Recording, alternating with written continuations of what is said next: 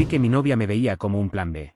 Y eso me abrió los ojos. No sé en qué momento exacto comencé a perderla. Ni siquiera sé si perderla es la palabra correcta, porque tal vez ella ya estaba perdida mucho antes de que yo la conociera, y yo solo fui un descanso temporal en su caos. Lo que sí sé es que al inicio todo parecía perfecto, tan perfecto que ahora, viéndolo en retrospectiva, casi parece falso. Ella se llamaba Elena. 25 años. Sonrisa tranquila, mirada profunda, una mezcla extraña entre dulzura y misterio. No era la persona más habladora, pero cuando se abría, cuando realmente se abría, su vulnerabilidad era tan honesta que te hacía sentir especial, elegido. Por eso caí tan rápido. Por eso no vi las señales. Por eso ignoré mi propia incomodidad cada vez que algo no encajaba. Porque yo quería creer que Elena me amaba. Y quizás sí lo hizo, pero a su manera. Una manera rota, contradictoria, incompleta. La conocí en un taller de fotografía. Yo quería practicar por Javi. Ella estaba ahí porque, según dijo, la cámara la ayudaba a ver el mundo sin tener que explicarlo. Ese fue el primer detalle que me enamoró. Hablaba poco, pero cuando lo hacía, siempre decía algo que te hacía pensar. Salimos varias veces antes de empezar a ser pareja. Caminatas, fotos en parques, tardes de café. Ella no era intensa, pero sí atenta. Me escribía mensajes tiernos pero cortos, como si no supiera cómo expresar afecto en palabras, aunque sí lo sentía. La primera vez que me abrazó, me dijo: no estoy acostumbrada a esto, pero contigo se siente bien. Y yo, ingenuo, pensé, entonces solo tengo que cuidarla bien. Solo tengo que darle un amor seguro, y ella sanará a mi lado. Lo que no sabía era que nadie puede sanar a alguien que no quiere revisar lo que lleva dentro. Nadie puede abrazar a alguien que se aleja cada vez que siente que lo están conociendo de verdad. Pero esas cosas solo se entienden cuando ya es tarde. Todo comenzó 3 meses después de iniciar la relación. Primero fueron cambios pequeños, cosas que uno puede justificar fácilmente si ama demasiado. Un día estaba cariñosa, tranquila, dulce.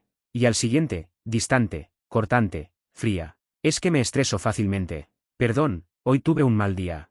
No sé qué me pasa, solo estoy cansada. Excusas válidas, excusas humanas, excusas razonables. Pero lo que me confundía era que no eran estados pasajeros, sino ciclos constantes. Podíamos estar conversando normal, reírnos, hacer planes, y de la nada, Elena apagaba su expresión como si alguien hubiera bajado un interruptor dentro de ella. Yo preguntaba: ¿dije algo que te molestó? No. ¿Estás segura? Mateo, solo, no quiero hablar. Y ahí empezaba el silencio. Un silencio que podía durar horas. A veces días. Pero no era indiferencia. Era algo más, una mezcla de tristeza, frustración y miedo. Como si intentara sentirme cerca, pero su mente la arrastrara lejos. Al principio pensé que era ansiedad. Después pensé que era estrés laboral. Incluso creí que podía ser algo hormonal. Lo que nunca sospeché, al menos en ese momento, era que su comportamiento ocultaba algo más. Algo mucho más doloroso. Después de cada uno de esos cambios bruscos, Elena se disculpaba. Pero no se disculpaba por lo que había hecho, sino de una forma extraña. Perdón por ser así. Perdón por arruinarlo todo. No soy buena pareja. No sé por qué te quedas conmigo. No decía: perdón por tratarte mal o perdón por ignorarte. Decía cosas que sonaban a vergüenza, no a arrepentimiento. Y yo, estúpidamente sensible, trataba de salvarla. Claro que eres buena pareja. Tienes cosas que trabajar, pero todos las tenemos. No te voy a dejar. Cada frase mía era un salvavidas. Y cada vez que se lo lanzaba, ella se hundía más. Como si no quisiera ser salvada. Como si mi cariño la presionara en vez de tranquilizarla. Una noche, después de una discusión absurda, ni recuerdo por qué empezó, Elena simplemente agarró sus cosas, dijo: no puedo con esto, y salió de mi departamento. Yo corrí detrás de ella, asustado. Elena, espera. Por favor, espera. No, Mateo respondió sin mirarme. Necesito estar sola. ¿Pero qué pasó? No lo sé. No quiero hablar. ¿Hice algo? No. Eres tú. Contigo todo es demasiado. Me quedé helado. ¿Demasiado? Si yo hacía lo imposible por no presionarla. Si le daba espacio cuando lo pedía. Si estaba pendiente sin ser invasivo. Ella se marchó. No respondió mis mensajes. No apareció en redes. No volvió a escribir hasta 2 días después. Perdón, te extraño. Y como un idiota enamorado, regresé de inmediato. No le pregunté dónde estuvo. No le pregunté qué hizo. No quise generar conflicto. Solo quería que volviera. No sabía entonces que ese patrón se convertiría en la base de toda la relación. A los 6 meses de relación noté detalles que antes no estaban. Cosas pequeñas, pero suficientes para inquietar a cualquiera. El celular siempre boca abajo.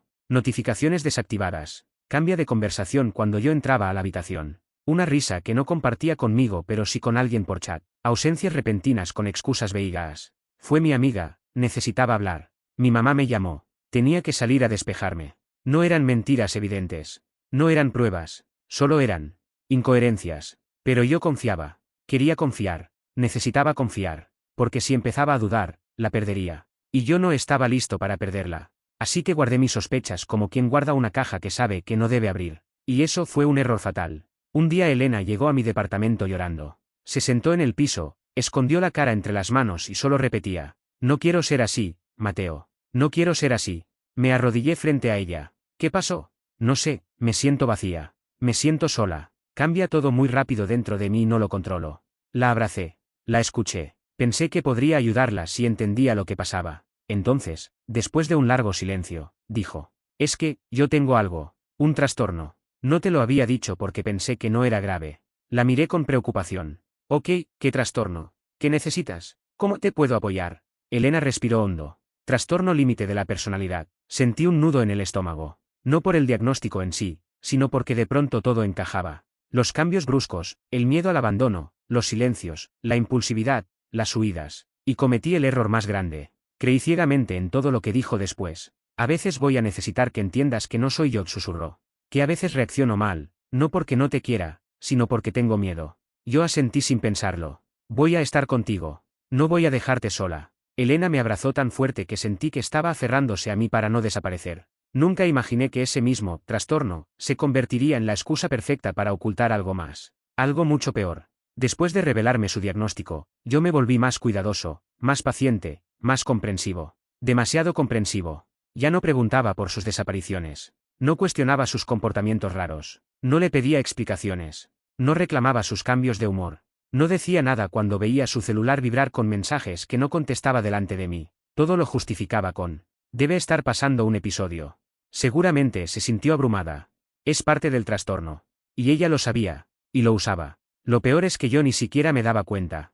Yo pensaba que estaba siendo un buen novio, que estaba siendo empático, que estaba ayudándola, pero en realidad, estaba siendo moldeado, manipulado y entrenado para aceptar todo sin cuestionar nada. Un domingo por la tarde, Elena y yo estábamos viendo una película en mi sala. Ella estaba recostada en mi pecho, tranquila. Parecía una tarde normal, hasta que su celular vibró. No hubiera sido raro, si no fuera porque ella se levantó de golpe, lo agarró y dijo: es mi mamá, vuelvo en un rato. Sin mirarme, sin darme un beso, sin explicarme nada. Salió por la puerta tan rápido como si la casa estuviera incendiándose. No regresó en toda la noche. No respondió mis mensajes, ni mis llamadas, ni mis notas de voz. A la mañana siguiente, llegó cansada, desarreglada, con ojeras profundas y un olor diferente, uno que no reconocí. Yo no pregunté dónde estuvo. Ella no ofreció explicaciones. Solo se metió a la ducha y dijo: no empieces. Tú no sabes cómo es vivir con mi trastorno. Y yo me quedé en silencio, porque ya estaba acostumbrado a callar. Lo sé, sé cómo suena todo esto desde afuera. Mateo, eres un idiota. Era obvio. Ella te engañaba. Te manipulaba usando un diagnóstico. Pero desde adentro, cuando amas a alguien así, cuando crees que está luchando contra sí misma, cuando piensas que tu paciencia puede salvarla, es difícil irte, es difícil ver la verdad, es difícil aceptar que quizás no está rota, quizás solo está mintiendo. Y yo tenía miedo a perderla. Ese miedo me nubló, ese miedo me destruyó. Pero la verdad siempre encuentra una salida. Y cuando la encontré, no estaba preparado. A veces pienso que la verdad no llega como un golpe. No cae de un solo impacto, no explota de una vez. La verdad se filtra en pequeñas fugas, como agua entrando en un barco viejo. Tú intentas ignorarlo, intentas taparlo, intentas decirte que no es grave. Pero llega un punto donde el barco está tan lleno que no puedes pretender que flota. Con Elena, esas fugas empezaron a volverse inevitables. Y yo, que me creía fuerte, no estaba preparado para lo que venía. Después de aquella noche en la que Elena desapareció, porque su mamá la necesitaba, nunca volvió a ser igual. O quizás sí era la misma, pero mi percepción comenzó a cambiar. Quería creerle, quería justificarla, quería mirar hacia otro lado. Pero algo en mi interior empezó a despertar. No era desconfianza inmediata, sino una sensación rara. Como si hubiera dos Elena distintas conviviendo en la misma persona. La Elena que me abrazaba fuerte, que me decía que me necesitaba, que lloraba en mi hombro diciendo que tenía miedo a perderme. Y la Elena que me evitaba, que se alejaba, que escondía su celular, que salía sin explicación, que regresaba con olor a perfume que no era suyo. El contraste era demasiado fuerte, demasiado evidente, y comenzó a desgarrarme desde adentro. Un día, mientras comíamos juntos, su celular vibró 2 veces seguidas. Ella, como siempre, lo agarró rápido, lo miró de reojo y lo guardó en su bolso. No sonrió, no se incomodó, No se justificó. Simplemente lo escondió. ¿Quién es? Pregunté suavemente, sin intención de pelear. Nadie respondió sin mirarme. ¿Alguna amiga? Mateo, ya empezaste. No he empezado nada. Solo pregunté. Lo haces ver como si estuviera haciendo algo malo. Su tono era más agresivo que triste. Y en su mirada había ese brillo extraño que aparece cuando alguien se siente atrapado, no cuando se siente incomprendido. Yo bajé la vista al plato. Estaba cansado de discutir. Estaba cansado de que cualquier pregunta simple se convirtiera en un campo minado. Elena suspiró, tomó mi mano y dijo: perdóname. A veces no manejo bien mis emociones. ¿Sabes cómo soy? Ahí estaba de nuevo esa frase. ¿Sabes cómo soy?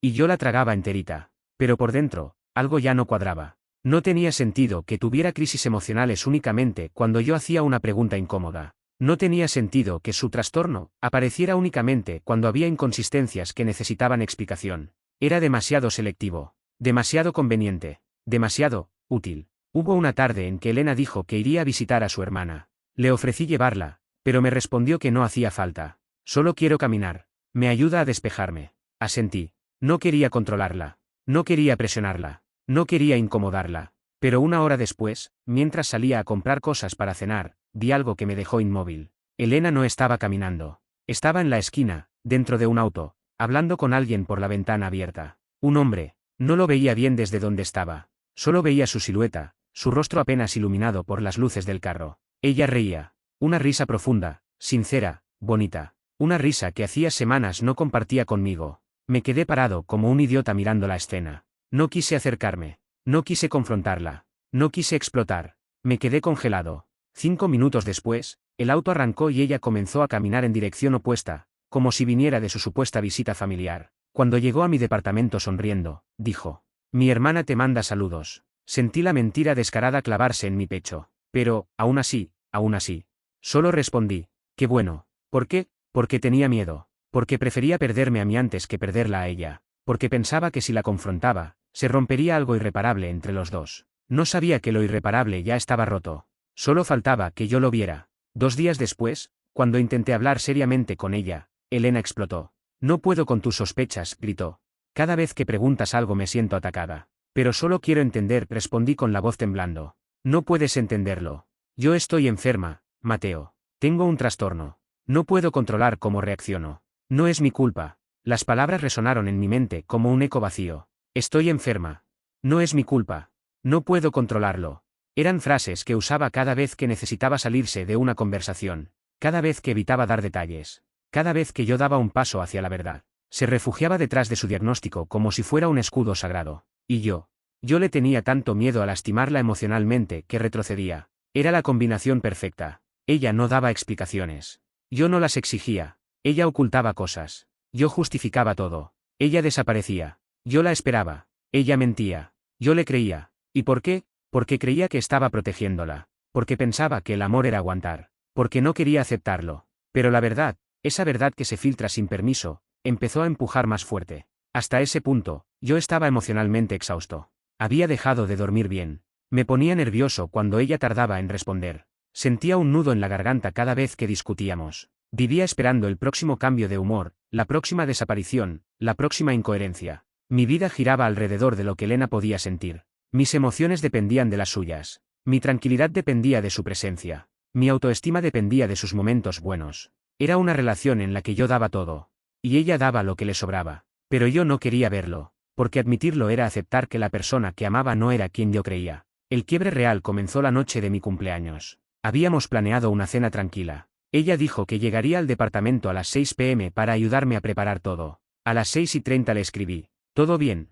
A las 7:10. ¿Estás viniendo? A las 8. Me estoy empezando a preocupar. A las 9:30. Por favor respóndeme. A las 11 ya no esperaba nada. A la 1:14 de la madrugada finalmente llegó. Sin regalarme un abrazo.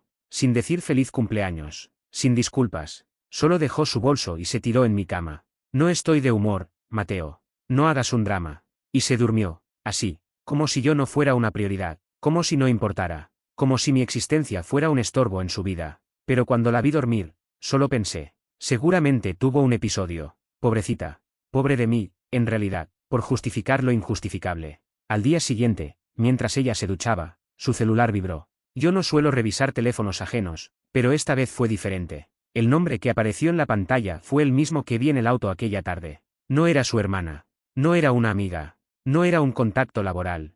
Era un nombre que no conocía. Un nombre masculino. El mensaje decía: «Llegaste bien. Avísame cuando puedas. Te extraño».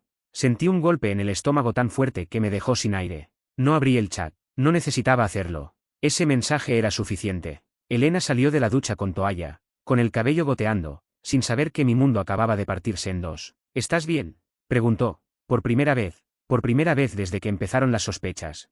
La miré y pensé: no, no lo estoy. Y tú lo sabes. Pero no dije nada. Todavía no. No sé si alguna vez han sentido esa mezcla absurda de alivio y terror al mismo tiempo. Esa sensación de que finalmente estás entendiendo lo que está pasando, pero preferirías no saberlo. Así me sentí después de hablar con Elena aquella noche. Salí de su departamento con la cabeza hecha un nudo. Había sido honesta conmigo, o al menos eso quería creer. Me había prometido que no había nadie más, que me amaba, que yo era el problema por distanciarme. Y aunque una parte de mí quería abrazar esa explicación y quedarme con ella, otra parte, la parte más cansada, más realista, no dejaba de repetirme: algo no encaja.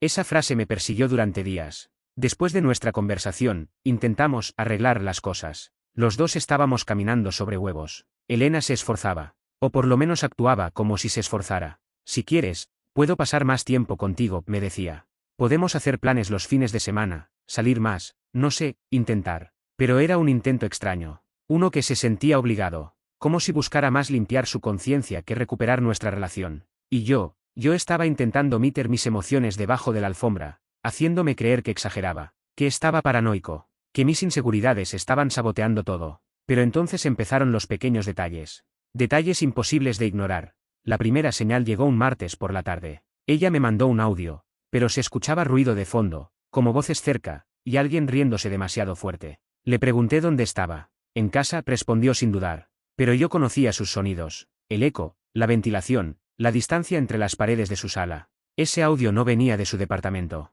Quise fingir que no importaba. Quise creerle. Me repetí que era mejor confiar en ella que ahogarme en pensamientos tóxicos. Hasta que pasó lo siguiente. Un jueves, ella me dijo que se iría a dormir temprano. Pero a la media hora subió una story a Instagram. Una foto de un vaso de vino en una mesa ajena. Una luz ambiental que yo jamás había visto en su casa. Le escribí: «Pensé que estabas durmiendo». Vio el mensaje. No respondió. Pasaron 20 minutos, 30, 40, hasta que finalmente me llegó. «Perdón, me distraje. Sí, ya estoy en cama». Algo dentro de mí se quebró un poquito ese día. Al día siguiente, decidí preguntarle en persona. Sin acusarla, sin gritar. Solo, entender. «¿Estabas sola anoche?», le dije, intentando sonar neutral. Ella se tensó. Lo vi. Fue un microgesto, un movimiento casi imperceptible de su mandíbula. Pero para mí fue como si gritara. «Sí», contestó con una sonrisa falsa.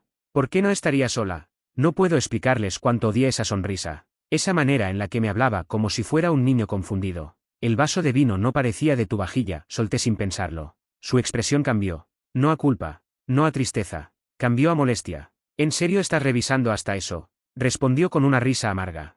«No puedo tomarme un vino sin que quieras hacer una novela del asunto». Y así, la conversación se convirtió en una discusión sin sentido, donde yo planteaba dudas razonables y ella cambiaba de tema, desviaba, se victimizaba o me acusaba de estar paranoico. Fue la primera vez que sentí que estaba perdiendo una guerra silenciosa donde la otra persona había escrito las reglas sin decirme cuáles eran. Esa noche me fui a casa sintiendo algo que me dolió en el pecho. Estaba empezando a desconfiar de la mujer que amaba. El punto de quiebre llegó 2 semanas después. Un amigo mío, Diego, que nunca fue cercano a Elena, pero sí estaba en mi círculo social, me escribió un mensaje que me hizo sentir un vacío en el estómago. «Bro, tú y Elena siguen juntos, ¿verdad?». Sentí como algo se me congeló en la columna. «Sí, ¿por qué?». Tardó varios minutos en responderme. Cuando lo hizo, cambió mi vida entera. «Mano, no sé cómo decirlo sin que suene feo, pero creo que la vi ayer con alguien». Le pedí detalles. Me dijo que la había visto en un café de Miraflores. No con una amiga. No con su familia. No en una reunión casual. Sino con un tipo. Un tipo que, según él, se notaba demasiado cómodo con ella. Alguien que le tocaba la mano. Alguien con quien ella reía de una forma que Diego jamás la había visto reír conmigo. Y lo peor, no parecía una reunión de trabajo, bro. Mi respiración se volvió pesada. Mis manos temblaban. Era como si mi cuerpo ya supiera la verdad antes que mi mente la aceptara. Elena niega, y yo empiezo a ver realmente quién es. Cuando hablé con Elena esa noche, sentí que estaba apostando mi estabilidad emocional. Ella abrió la puerta y sonrió, como si nada pasara. Necesito preguntarte algo, le dije, entrando directamente al tema. ¿Qué pasa? ¿Estuviste ayer en Miraflores con alguien? Su cara se desfiguró en 2 segundos. Primero sorpresa, luego miedo, después molestia calculada. Como si estuviera eligiendo cuál máscara ponerse. Fui a tomar un café, sí, me dijo. Con una amiga. Con una amiga. Repetí, sin quitarle la mirada. Sí, con Daniela, soltó sin tartamudear. El problema es que Diego la había visto con un hombre. ¿Y Daniela es hombre ahora? Pregunté. Ahí lo vi. Por primera vez, lo vi claro. Elena no dudó porque no tenía una mentira preparada. Dudó porque tenía demasiadas y no sabía cuál encajaba. No tienes derecho a desconfiar de mí así, me gritó de repente. Estoy cansada de que todo te moleste. Estoy harta de tus celos. Ese fue el véctor perfecto para convertir su mentira en mi culpa. Pero esta vez ya no funcionaba. Algo dentro de mí había despertado. Después de discutir durante casi una hora, salí de su departamento con una sensación que no había sentido jamás. No era tristeza. No era rabia. Era claridad. La claridad que llega cuando se cae el último velo. Cuando llegué a casa, me desplomé en la cama. No lloré. Ni siquiera estaba en shock. Simplemente, lo entendí todo. El distanciamiento. Las excusas. Las incoherencias. Las reacciones exageradas. El cambio en su rutina. El vaso de vino. La risa que no era para mí. Y lo peor de todo, la forma en que me hacía sentir culpable por sospechar de lo que ella estaba haciendo. Ese tipo de manipulación no aparecía de la nada. Tenía práctica. Tenía historial. Esa noche, lo admití. Elena me estaba engañando. Y aunque no tenía fotos ni pruebas concretas, tenía algo más fuerte. La suma de todas las verdades incómodas que había ignorado. Pasé 3 días sin hablarle. Ella me escribió varias veces. ¿Por qué estás actuando así? No estoy con nadie, te lo juro. Solo estás buscando excusas para alejarte. Te extraño. Llámame. Pero yo necesitaba pensar. Necesitaba respirar. Y necesitaba entender si todavía valía la pena luchar por una relación que ella misma había decidido destruir. El 4.º día, finalmente lo decidí. Tenía que terminar con Elena. Aunque doliera. Aunque me partiera. Aunque una parte de mí la siguiera amando. Porque lo que se había roto ya no podía repararse. La decisión estaba tomada. O al menos eso creía. Terminar con Elena era lo correcto. Lo lógico. Lo sano. Pero cuando uno ha amado de verdad, cuando se ha entregado sin reservas, la lógica no calma el nudo en el pecho. La lógica no te abraza en la noche cuando te preguntas en qué momento dejaste de ser suficiente. La lógica no te cura las grietas que deja la traición. Esa mañana, me levanté con una sensación extraña, como si mi cuerpo supiera que algo definitivo iba a pasar. Me miré al espejo. Estaba cansado, vacío, pero también, determinado. Había pasado demasiado tiempo dudando de mí, cuestionando mis emociones, permitiendo que Elena dictara cuál era la versión correcta de nuestra relación. Hoy no. Hoy iba a recuperar mi voz. Antes de ir a hablar con ella, tomé el celular para ver si había algo pendiente del trabajo. Me encontré con un mensaje desconocido. Un número que no tenía registrado. Un mensaje que decía: no sé si debería decirte esto, pero Elena no está siendo honesta contigo. Me quedé paralizado. Era como si el universo se estuviera cansando de verme sufrir a oscuras. ¿Quién eres? Respondí. La persona tardó en contestar. Luego me llegó otro mensaje. No puedo decir mi nombre, pero creo que mereces saber la verdad. Ella ha estado viéndose con un tipo del trabajo desde hace meses. Yo la he visto. Sentí un retorcijón en el estómago. No por la sorpresa, sino por la confirmación. Ese mensaje era la pieza final. Elena no solo me mentía. No solo me manipulaba. También me tomaba por tonto. Respondí. ¿Por qué me dices esto? La persona contestó. Porque tú no te lo mereces. Eres mejor que esto. Guardé el celular. No quería saber más. No quería fotos, nombres, detalles. No quería llenarme la cabeza de imágenes que me persiguieran después. Con lo que ya tenía era suficiente. Fui caminando. Necesitaba que el viento me despejara un poco. Aunque lo único que hacía era golpear mi cara como una advertencia. Pensaba en todo lo que había vivido con Elena. Nuestras primeras salidas, cuando nos quedábamos hablando hasta las 3 a.m., los abrazos largos, los planes de futuro. Y me dolía saber que yo sí fui verdadero. Que cada palabra que le dije, la dije con el corazón. Que cada momento que compartimos, para mí fue real. Y que ella, en algún punto, decidió que ya no era suficiente. No me dijo. No fue honesta. No intentó sanar la relación. Simplemente buscó cariño en otro lado.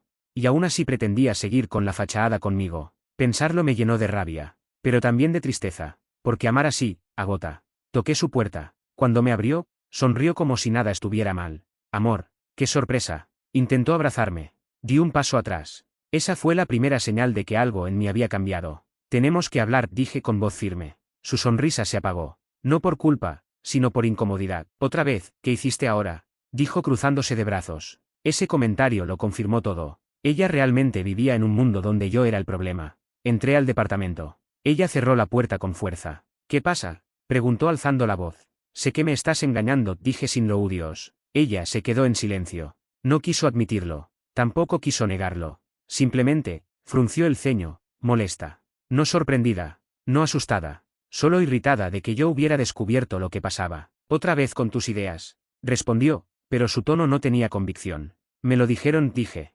Y antes de que digas que es mentira, no necesito más pruebas. Ya no. ¿Quién te dijo?, preguntó de inmediato. Ahí estaba. No preguntó qué te dijeron. No preguntó por qué piensas eso. Preguntó quién la había delatado. Esa fue su confesión involuntaria. No importa quién, respondí.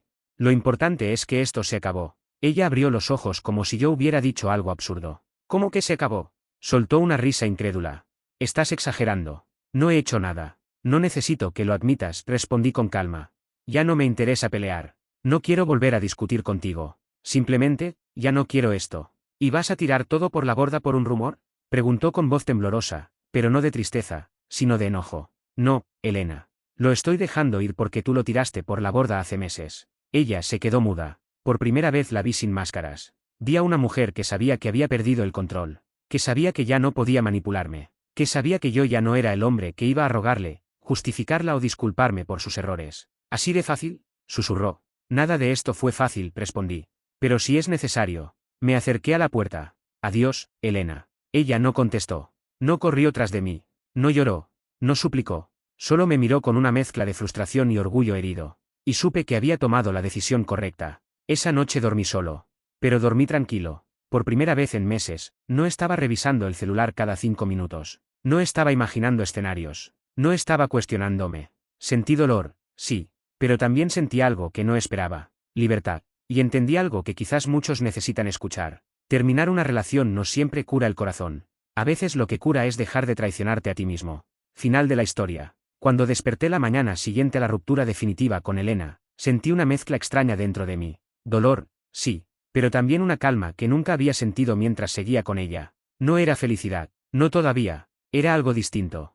Era silencio. Un silencio que no juzgaba. Que no exigía. Que no manipulaba. Un silencio que era mío. Por primera vez en mucho tiempo, abrí los ojos sin sentir que debía prepararme para justificarme ante alguien. Sin sentir que tenía que caminar con cuidado para no provocar discusiones absurdas. Sin sentir que estaba compitiendo con fantasmas que ella misma había creado. Ese día entendí algo que me acompañaría el resto de mi vida. A veces, soltar a alguien no se siente como una pérdida. A veces se siente como volver a respirar. Extrañaba la costumbre. Extrañaba lo familiar. Extrañaba la versión de Elena que existió al inicio de la relación, antes de que se cansara, antes de que buscara atención en otro lado. Pero no extrañaba a la Elena real. La de los últimos meses. La que me hacía sentir insuficiente. La que me acusaba de errores que ella cometía. La que usaba la culpa como arma. La que se enojaba cuando yo quería hablar honestamente. Entendí que el duelo no era por ella. Era por yo mismo. Por el tiempo perdido. Por haber amado a quien no supo valorarlo. Por haber permitido que mi corazón se desgastara tanto tratando de salvar algo que solo yo estaba sosteniendo. Con cada día que pasaba, recuperaba un pedazo de mí. Me reencontré con amigos a los que había dejado de ver. Salí a caminar sin revisar el celular. Volví a escuchar música. Empecé a comer mejor. Dormía sin interrupciones. Era como volver a nacer lentamente. Una tarde, casi un mes después, recibí un mensaje. No era de un número desconocido. No era un insulto. No era un reclamo. No era Elena. Era Sofía. La chica con la que había coincidido meses atrás en una reunión entre amigos. La que sonreía con calma. La que me inspiraba confianza sin decir una sola palabra de más. Oye, vi una publicación que compartiste.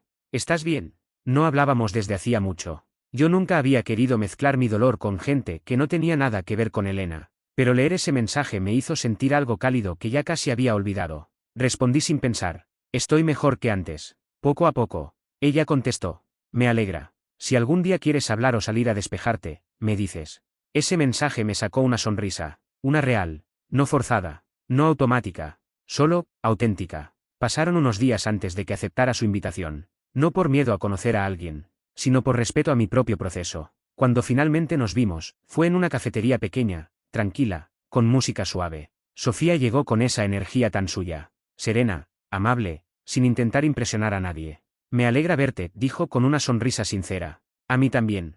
No hubo tensión. No hubo incomodidad. No hubo esa presión que a veces aparece cuando uno está herido. Solo había dos personas hablando. Ella no me preguntó por Elena. No intentó indagar en lo que yo había vivido. No quiso conocer el drama. Solo quiso conocerme a mí. Hablamos de libros, películas, metas personales. Me hizo reír más veces de las que esperaba. Yo le conté cosas pequeñas, cosas que había dejado de disfrutar durante la relación con Elena. Y Sofía no llenó mis vacíos. No me salvó, no me rescató. Solo me acompañó mientras yo reconstruía mis propios cimientos. Y eso es amor sano. Justo cuando la vida comenzaba a sentirse ligera, ocurrió lo inevitable. Elena volvió a escribirme. Primero desde un número nuevo. Luego desde otro más. Mensajes largos, desordenados, llenos de contradicciones. Te extraño. Sé que cometí errores, pero tú también. No puedes reemplazarme así. Nadie te va a querer como yo. Leí solo uno. Ni siquiera completo. Después lo borré. Ya no era mi ciclo. Ya no era mi historia. Ya no era mi responsabilidad. El poder que antes tenía sobre mí simplemente, ya no estaba. Y ese fue mi verdadero cierre. Una tarde, Sofía y yo caminábamos por un parque. Nada especial. Nada extraordinario. Solo dos personas disfrutando de la compañía del otro. Se detuvo, me miró y dijo: no sé qué viviste, ni quiero que me lo cuentes si no quieres. Solo quiero que sepas que estoy aquí. Y que no tienes que demostrarme nada. Ese simple gesto, esa seguridad, esa calma. Me hizo darme cuenta de que estaba listo. Listo para algo nuevo. No porque necesitara olvidar el pasado, sino porque finalmente había entendido mi valor. Tomé su mano con suavidad. Ella me miró sorprendida. Luego sonrió con esa luz tranquila que siempre llevaba consigo. Y en ese momento, entendí la lección más importante de toda esta historia. El amor sano no se siente como una montaña rusa. No te destruye. No te confunde. No te exige que te pierdas para que el otro esté bien. El amor sano llega sin gritos, sin dudas, sin dolor. Y una vez lo sientes, nunca vuelves a aceptar menos. Meses después, Sofía y yo seguimos juntos. No perfecto, no idealizado, pero real. Nos estamos conociendo. Nos estamos cuidando. Nos estamos eligiendo sin prisas. A Elena ya no le guardo rencor. No la odio. No la deseo. No espero que regrese. Es solo un capítulo cerrado. Un libro que ya terminé de leer. Y por primera vez en mucho tiempo. Soy feliz, de verdad.